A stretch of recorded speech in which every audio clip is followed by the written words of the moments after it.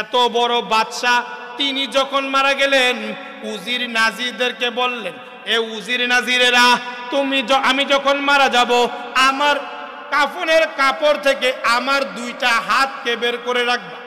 কি হাত, কি বের করে রাখবে বলেন? এ জোরে বলেন, কি বের করে রাখবে? দুইটা হাত বের করে রাখবে। এত বড় বাদশাহী, এত বড় ক্ষমতাশীল বাদশাহ দুনিয়া থেকে যখন চলে যায়, উজির নাজিরদেরকে যখন ওসিয়ত করলেন, উজির নাজির বললেন, ওগো বাদশাহ, কেমন আপনি মারা যাওয়ার পরে আপনার দুটো হাত বের করে রাখবো? যখন এই কথা বললেন, বাদশাহ বললে, এটা হলো আমার ওসিয়ত, বের করে রাখবা, এটাই ফাইনাল। বাদশার কথা তো ফালানোর মতো কায়দা নাই, কেননা কালামুল মুলুকি মুলুকুল কালাম, বাদশার কথা তো হইল কথার জগতের বাদশা, ঠিক কিনা জোরে বলেন? বাদশার কথা হলো কথার জগতের বাদশা, কালামুল মুলুকি মুলুকুল কালাম, বাদশার কথা হলো কথার জগতের বাদশা। যখনই বাদশা এই কথা বললেন, যখন উজির নাজিররা, বাদশার মৃত্যু হয়ে গেল, মৃত্যু হয়ে যাওয়ার পরে উজির নাজিরেরা বাদশার কাফন থেকে দুইটা হাত বের করে রাখলেন। দুনিয়াদারেরা যারা দুনিয়ার জন্য পাগল, দুনিয়ার জন্য যাদের ঘুম হয় না, যারা দুনিয়ার জন্য দুনিয়া চাই, আমার এত সম্পদ লাগবে, আমার গাড়ি লাগবে, আমার বাড়ি লাগবে, আমার অট্টালিকা লাগবে, আমার সম্পদ লাগবে, আমার একটা গাড়ি আছে, আমার মার্সিডিজ বেঞ্চ কিনতে হবে, আমার প্রাডো ল্যাঙ্গুজার কিনতে হবে, আমার অডি গাড়ি কিনতে হবে, আমার হেরিয়ার কিনতে হবে, এমন ব্র্যান্ডের গাড়ি কেনার জন্য মনের মধ্যে যাদের আকাঙ্ক্ষা, এমন একজন বাদশা যার পুরো এমন একটা এলাকা তার বাদশাহী, এমন একজন বাদশার মৃত্যু হয়ে গেল।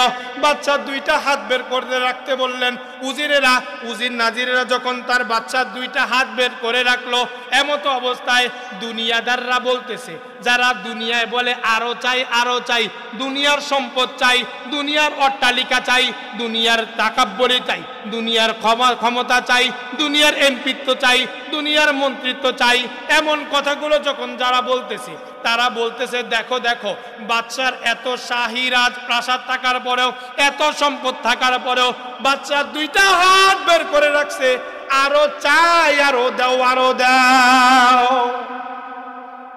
দুনিয়াদাররা বলতেছে যে বাদশা দুইটা হাত বের করে রাখছে, মৃত্যুর পরেও দুইটা হাত মেলে রাখছে, আমার আরো একটা হাত চায়া তো আর হয় না, দুইটা হাত মেলে রাখছে যে আমার দুই হাতে দাও।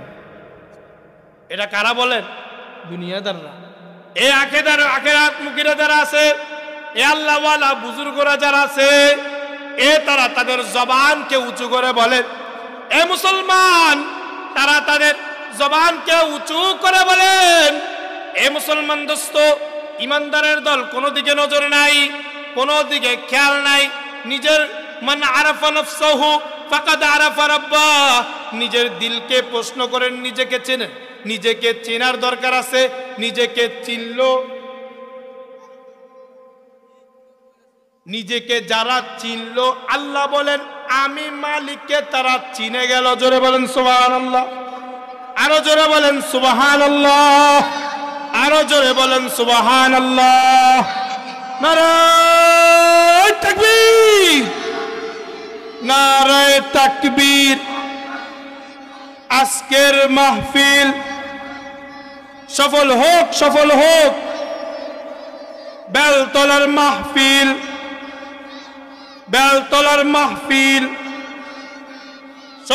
শোনো বেলতলাবাসী, শোনো দিয়া মন, চলবনি? শোনো বেলতলাবাসী, শোনো দিয়া মন, ভালো লাগলো আপনাদের এই মাহফিল আয়োজন, জোরে ভালো লাগলো আপনাদের এই মাহফিল আয়োজন। শোনো বেলতলাবাসী, শোনো দিয়া মন, শোনো বেলতলাবাসী, শোনো দিয়া মন, ভালো লাগলো আপনাদের এই মাহফিল আয়োজন।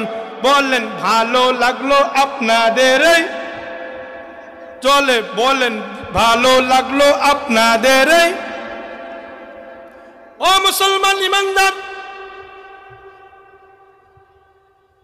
যেটা বলেছিলাম আমি আপনাদেরকে জানায়া দিতে চাই, ও মুসলমান ইমানদার আল্লাহর গোলাম, যেই কথা বলতেছিলাম, এ মুসলমান ইমানদার আল্লাহর গোলাম, কোন দিকে নজর নাই। এ দুনিয়াদাররা যখনই লক্ষ্য করলেন, দেখলেন, বললেন যে বাদশা দুইটা হাত বের করে রাখছে, মানে তার সম্পদ প্রয়োজন।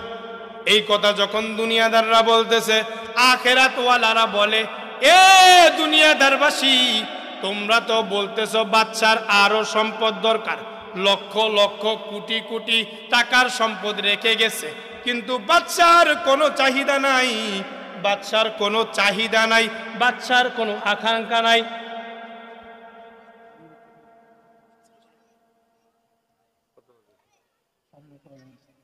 এ মুসলমান ইমানদার দুনিয়াদার বাসীদের প্রতি উত্তরে আখেরাতমুখী ব্যক্তিরা বললেন, এ দুনিয়াদাররা, তোমরা এতটুকু তোমাদেরকে সতর্ক, তোমাদেরকে মেসেজ দিয়ে গেছে বাদশাহ, এত বড় বড় অট্টালিকা, এত বড় বড় সম্পদ থাকার পরেও বাদশার দুটো হাত খালি, খালি হাতে বাদশাহ চলে যাইতেছে।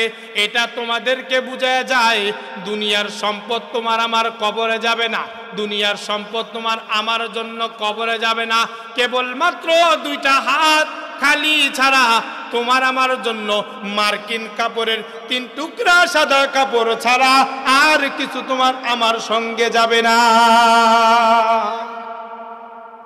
মুসলমান দোস্তরা আমার, খুব খেয়াল দিয়ে বুঝবেন, কোনো দিকে নজর দিবেন না, কোনো দিকে খেয়াল করবেন না। যে চলিয়া যাইতে চায় তাকে চলিয়া যাইতে দিবেন। এ দোস্ত, এই আলোচনাগুলো সবার ভালো লাগবে না।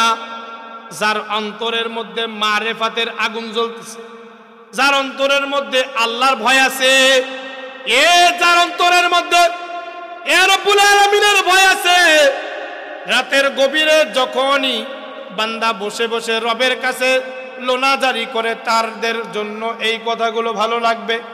এ মুসলমান ইমানদার আল্লাহর গোলাম, আল্লাহর ভয় কেমন কত পরিমাণে ছিল বড় বড় বুজুর্গদের মধ্যে, আমি আপনাদেরকে সামান্য কয়েক মিনিটের মধ্যে জানায়া যাই।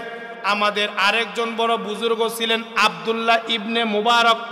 এত বড় বুজুর্গ আব্দুল্লাহ ইবনে মুবারক রহমাতুল্লাহ আলাইহি, তিনি দিনের বেলা সূর্যের তাপের কারণে নামাজ পড়তে পারতেন না, ইবাদত করতে পারতেন না।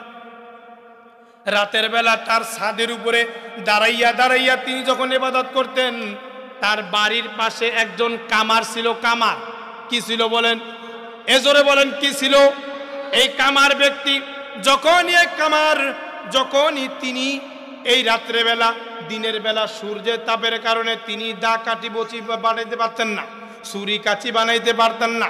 এমত অবস্থায় এই আব্দুল্লাহ ইবনে মুবারক রহমাতুল্লাহ আলাইহি, তিনি যখন রাত্রে বেলা বাসার ছাদে দাঁড়াইয়া দাঁড়াইয়া ইবাদত করত, মুসলমান, বেলতলের মুসলমান, কেমন আল্লাহর ভয় ছিল তাদের অন্তরে, তাদের অন্তরের মধ্যে কেমন আল্লাহর ভয় ছিল।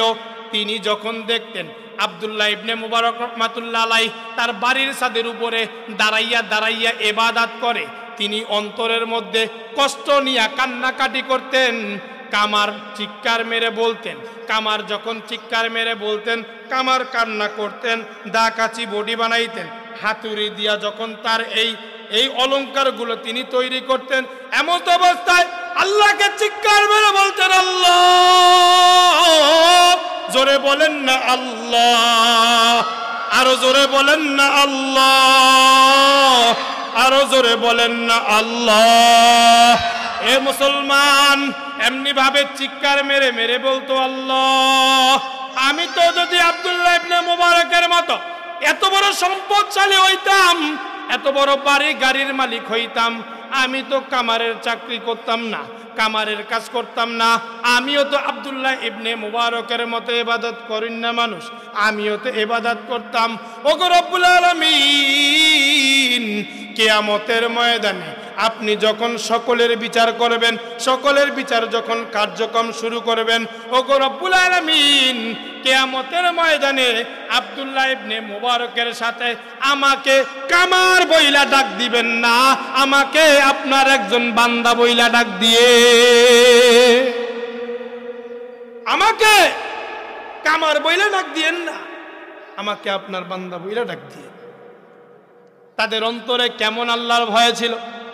এ দোস্ত, আল্লাহওয়ালা বুজুর্গদের জিন্দিগি আমাদের জন্য সাইনবোর্ড স্বরূপ।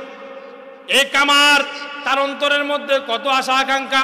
রাত্রেবেলা আব্দুল্লাহ ইবনে মুবারক ঘুমাইলো। ঘুমানোর পরে স্বপ্নে দেখলেন যে রাত্রেবেলা কিয়ামত হয়ে যাওয়ার পরে আব্দুল্লাহ ইবনে মুবারক রহমাতুল্লাহ আলাইহি তিনি স্বপ্নে দেখলেন আব্দুল্লাহ ইবনে মুবারক রহমাতুল্লাহ আলাইহি কিয়ামত হয়ে গেছে। কিয়ামত হয়ে যাওয়ার পরে আব্দুল্লাহ ইবনে মুবারকের জন্য আল্লাহ পাক রব্বুল আলামিন জান্নাতের মধ্যে চমৎকার একটি বাড়ি বানায় রাখছে, তার চাইতে দ্বিগুণ সুন্দর। এত চমৎকার একটি বাড়ি, এত চমৎকার একটি বাড়ি আব্দুল্লাহ ইবনে মুবারক রহমাতুল্লাহ আলাইহি তিনি দেখে বললেন, ফেরেশতাদেরকে বললেন, ফেরেশতা ভাই এত সুন্দর বাড়ি কার জন্য? বললেন এই বাড়িটা হলো আপনার বাড়ির পাশের কামারের বাড়ি। আব্দুল্লাহ ইবনে মুবারক রাহমাতুল্লাহি আলাইহি বললেন, এই কামারের বাড়িটা এত সুন্দর কেন কেন জানতে চাই। আব্দুল্লাহ ইবনে মুবারক রাহমাতুল্লাহি আলাইহি যখন এই রাত্রেবেলা স্বপ্ন দেখলো, ওই রাত্রেই কামার মারা গেল। কামার মারা যাওয়ার পরে কামারের বাড়ির দরজায় যাইয়া আব্দুল্লাহ ইবনে মুবারক রাহমাতুল্লাহি আলাইহি পরের দিন সকালবেলা ঠক ঠক ঠক ঠক আওয়াজ করে তার বিবিকে ডাক দিয়ে বললে, বোন রে তোমার স্বামী কোথায়? বললেন যে আমার স্বামী তো গতকাল রাতেই মারা গেছে, তার কাফন দাফন হয়ে গেছে।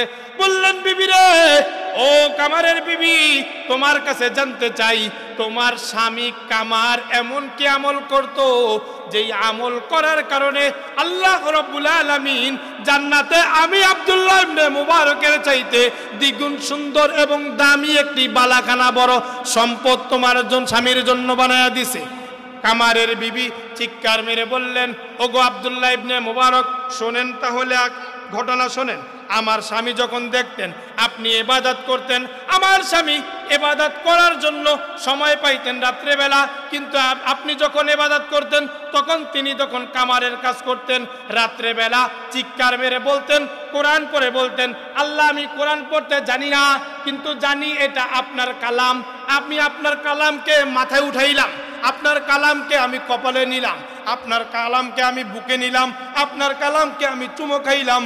আমার স্বামীর কোরআনের প্রতি ভালোবাসা ছিল, আল্লাহর ভয় ছিল এবং ইবাদতের প্রতি মশগুল ছিল। হয়তোবা আমি আমার স্বামীর ইজ্জতের গ্যারান্টি দিতে পারি, আমার স্বামীকে আপনার চাইতে দ্বিগুণ জান্নাত, দ্বিগুণ বড় বালাখানা দান করছে। এটা রব্বুল আলামিন তার ইনসাফের পরিচয় দিছে। এই ছিল আল্লাহ ওয়ালাদের বড় বড় বুজুর্গদের জিন্দেগি। দোস্ত, জিন্দেগি নিয়ে একটু ভাবার সময় আপনার আমার নাই। খেলায় খেলায় জিন্দেগি তো চলেই যায়, সময় তো চলেই যায়। বৃদ্ধ বাবা যে একটু চিন্তা করে দেখেন আপনার জিন্দেগিটা কোথায় ছিল, কোথায় ছিল আপনার,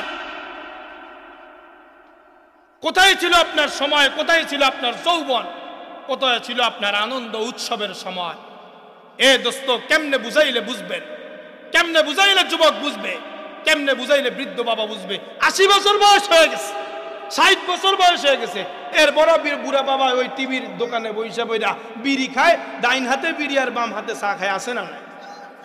হ্যাঁ, মমতাদের গান শোনে, ফাইটটা যায় গান শোনে, জেমসের গান শোনে, ওরে ওরে হাওয়া খামুনা রে, বন্ধু আসছে বহুদিন পরে, আসে না নাই? হ্যাঁ, বৃদ্ধ বাবা একটু চিন্তা করেন না, আপনার জিন্দেগিটা যদি এভাবেই যায় রবের কাছে কি জবাব দিবেন? রবের কাছে কি জবাব দিবেন? আপনি তো সোনা বন্ধুর গান শোনেন, অথচ আপনার ছেলেটা যে বেনামাজি, আপনার স্ত্রী যে বেপরদায় চলে, একটু চিন্তা করেন না? মনে রাখবেন এই সন্তান আপনার বুকের উপরে পাড়া দিয়ে জাহান্নামে যাবে। আপনার এই সন্তান আপনার বুকের উপরে পাড়া দিয়ে জাহান্নামে যাবে, কিছু বলার ভাষা থাকবে না। এজন্য রব্বুল আলামিন বলেন, যারা 60 বছর জিন্দেগি পাইছে, কথা বুঝছেন? যারা 60 বছর জিন্দেগি পাইছে, কিয়ামতের ময়দানে আল্লাহ রব্বুল আলামিন তাদের সাথে কোনো কথাই বলবেন না। কি বলবেন না? কোনো কথাই বলবেন না। যাওয়ার সাথে সাথে বলবে ফিট। কি বলবে? ফিট। কারণ এই জন্য বলবে, কারণ 60 বছর জিন্দেগিতে সে কত মানুষের মৃত্যু দেখলো, কত মানুষের জন্ম দেখলো, কত মানুষের হায়াত দেখলো, মৌত দেখলো, কত নিয়ামত খাইলো। এই 60 বছর জিন্দিগিতে আমি আল্লাহর তো কিছুই দেয়, আমি আল্লাহকে কিছুই দেয় না। এই জন্য দোস্ত, নিজেকে চিনা দরকার। নিজেকে চিনি, রবকে চিনি, আমার রবকে চিনি, নিজেকে চিনি, সন্তানটাকে, পরিবারটাকে আমলওয়ালা, ঘরটাকে সুন্দর আমলওয়ালা বানায় দিই। ঘরের মধ্যে টিভি আছে, রাখতে পারেন, ওইটার মধ্যে ইসলামিক জিনিসগুলো দেখেন, প্রতিদিন কোরআন তেলাওয়াত শুনান। ওই মমতাজের গান আর কিরণমালা সহ হিন্দি সিরিয়াল বউরে দেখেন না। আপনার স্ত্রী আপনার কাছে আমানত, সন্তান আপনার কাছে আমানত। এই সন্তানের আমানতের হিসাব রব্বুল আলামিনের কাছে আপনার দিতে হবে। রব্বুল আলামিনের কাছে এই সন্তানের হিসাব আপনাকে দিতেই হবে। বিন্দু মাত্র আপনাদেরকে রব্বুল আলামিন ছাড় দিবেন না। বলতে পারেন হুজুর, আমাদের এখানে ঢালাও ভাবে সকলে একসাথে গোসল করি, একসাথে বাথরুমে যাই, এই খোলামেলা জায়গা, এখানেও কি পর্দা করা যায়? আপনি যদি চেষ্টা করেন, অল্পতে শুরু করেন, বেশি দেওয়ার মালিক আল্লাহ তাআলা তৈরি করেন। মানা আস-সা'য়ু মিন্না ওয়াল ইতমামু মিনাল্লাহ। বান্দার দায়িত্ব হলো চেষ্টা করা, সাহায্য দিবে কে? সাহায্য করবে কে? এজন্য স্ত্রীকে পর্দা রাখা দরকার আছে না নাই? সন্তানকে মাদ্রাসা পড়ার দরকার আছে না নাই?